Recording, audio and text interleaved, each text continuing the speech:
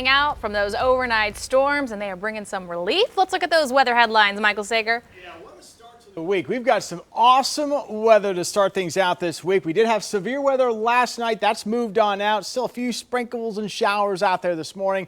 That's beginning to wind down as well. You're going to love what we have in store for this afternoon. Just an amazing day. The refreshing air moving on in. We're going to be drying out. Then the heat's going to return again at the end of the week. It is still August, so we do get a break from the heat, but it is going to return. We'll likely see temperatures quite hot by the end of the week and into the upcoming weekend, but that's not going to be the case today. Here's a look at the showers that are still holding on here. We earlier had flash flood warnings from the Tulsa metro all the way up to around Grove and Grand Lake, but those have been allowed to expire. We'll show you why we had those flash flood warnings here in just a second. But again, look for a few showers out there to start things out this morning. You can see one shower here tracking right near Kellyville, moving off to the east, and there's a few more back here to the west. So don't be surprised if you see a few light showers as you're heading out for the morning drive. We're going to go back in time here. What we're looking at is velocity data from just after midnight to about 12:30 in the morning. You can see this is when that line of storms moved through, and I plotted some of the wind speeds on here,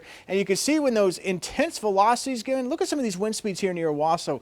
90 to 100 miles per hour. Now again, we're looking at data that's probably going to be a little bit off the ground, but that gives you an idea of some of the strong winds that we had with these storms, especially here the south and southeast side of Owasso, which is where we saw the most of the damage with the severe weather that we did have last night. We also had a lot of heavy rain. Radar estimates rainfall wise here, some of us over 6 inches of rain estimated by radar, especially southern portions here of Craig County, northern portions here of Rogers County. So that is where we had some very heavy rain during the overnight, and even a few inches of rain all the way back into northern portions of Tulsa County and southeastern portions of Osage County. Now things are quieting down. Still have a lot of clouds out there.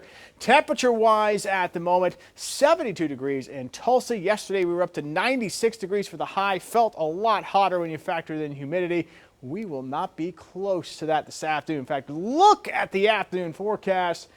Woo, yeah, looking real good. Low to mid 80s for highs. We'll enjoy some sunshine to go with it as well, with a light north to northwest breeze about 10 to 15 miles per hour. And then tonight, cool temperatures for August standards. Some upper 50s possible in those favored cool spots, and to the north we'll go low 60s in Tulsa tomorrow morning, and then we're back up into the low to mid 80s with a north breeze tomorrow afternoon with some sunshine, comfortable humidity levels. It is just going to be a terrific Tuesday, and we'll call it a wonderful Wednesday, although we start to warm up a little bit more Wednesday afternoon. And then here comes the heat again Thursday and into Friday. The 90s return, and the weekend could be pushing 100 degrees. I think for the most part, though, we will stay probably just shy of 100 across most of green country, but it'll likely feel like triple digits when you factor in the humidity, and then it looks like that heat's going to hang around going into next week as well. One thing you'll notice that might be lacking on that 10-day forecast: rainfall chances. It looks very dry. We get rid of the rain this morning. We may have to wait until next week before we see our next chance. All right, Michael, thank you very much. Time